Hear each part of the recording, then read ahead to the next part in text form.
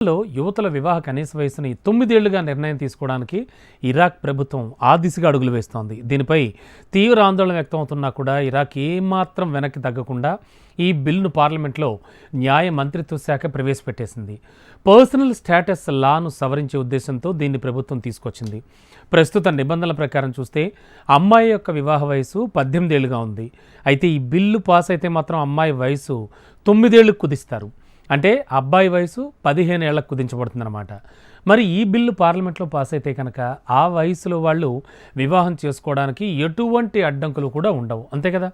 మరోవైపు ఇది బాల్య వివాహాలు పెరగడానికి కారణం అవుతుందనే ఆందోళన కూడా దేశవ్యాప్తంగా వ్యక్తమవుతోంది. అలాగే లింగ సమానత్వం కానీ మహిళల హక్కుల విషయంలో కానీ ఇప్పటి వరకు సాధించిన పురోగతి అంతా ఒక్కసారిగా మాయమవుతుందనే విమర్శలు సైతం వెల్లువెత్తుతున్నాయి. అంతేనా, ఈ బిల్లును మానవ హక్కుల సంఘాలు